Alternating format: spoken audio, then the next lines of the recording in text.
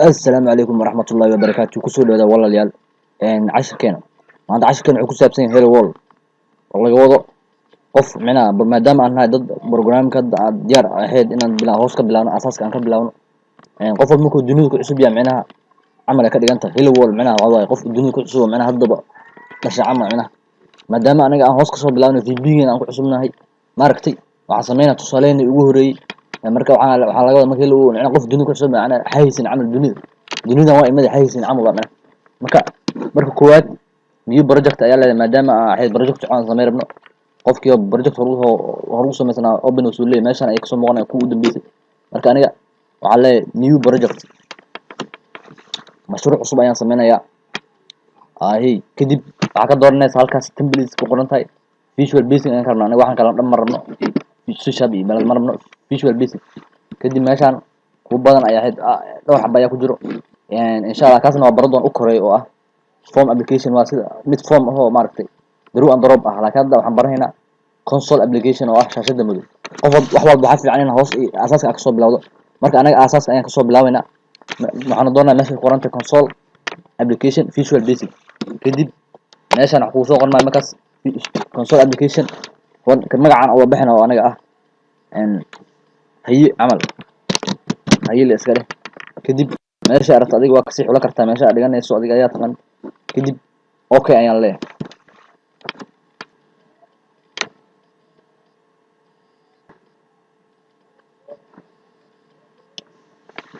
waa ujeedin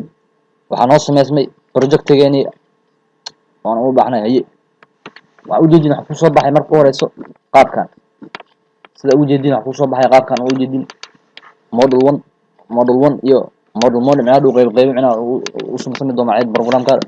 meeshan ayuu ka bilaabmaa meeshan ayuu ending mode halkan ay ku dhamaado sidoo kale meeshan ujeedin sub menu iyo end sub menu waxa weeyaan waa main application loo yaqaan halkan wax ku qori doono waa halkaas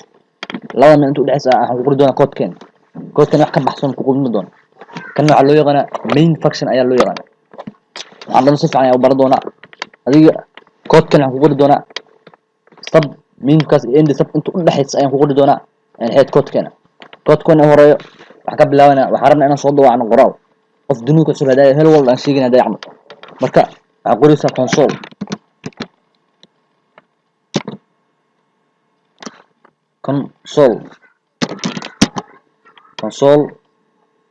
dot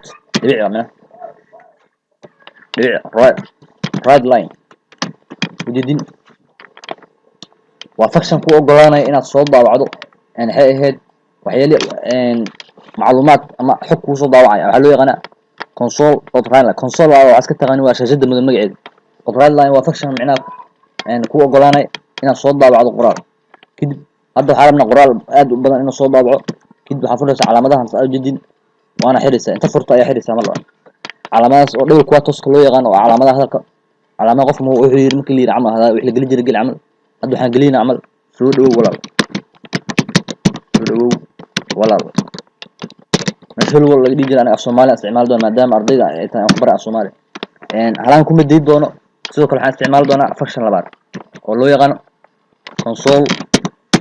dot read line kan faa'iido uu leeyahay ogaad doona insha Allah laakiin hadda save ayaan leeyahay save control s waa dhigi kartaa sidoo kale file inta tagtid maaragtay sidoo kale waa dhigi kartaa save ana waa dhigi kartaa control s waxana waa dhigi kartaa intaas kadib waxaan leenahay start run ay ugu qoran tahay dadka farshaxan hore adeegsanaya waa ujeedin howl ayuu wadaa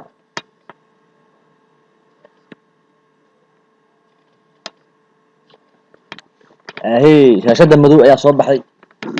waxaan leeyahay console kadib qoraalka ay ku soo daabacay waxay ka dhigan tahay computerka kula hadlay programming language ujeedada laga leeyahay waxay tahay computerka dadka inay isfahmaan kaliya hadda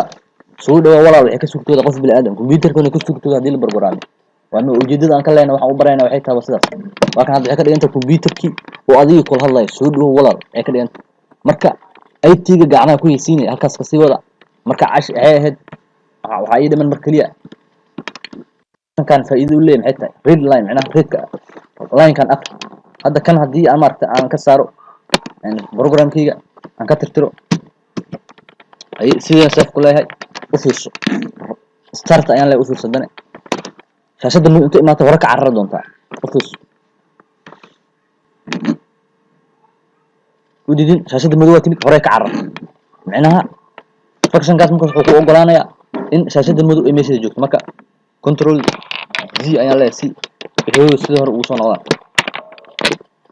وديدي مكا ملا يا حد أنا ستار له وديدين شاشة المدوة دو إنه جوك توحش وتقلنا إنه حيت هاي يعني هاد وفاكشن كان ريد لاين واه أنتوا حلقة أقرنا غوص صعدتوا شاشة ما هو أيش جوك تعمل يعني إن فايدة سوى فانتنا في لبضا فاكشن أيام ما تقادني كانوا حكوا أقولنا إن صودا بعتوا وحي قرال نمبر وقتها وحي كلا مارك أنا برضون كان عويا شاشة مود إني ماشي في جوكت 10 كان ما أنت على سيونو إجاي 10 كان 10 حين أنت تصوني ما دون سياسي نبتقولي والسلام عليكم ورحمة الله وبركاته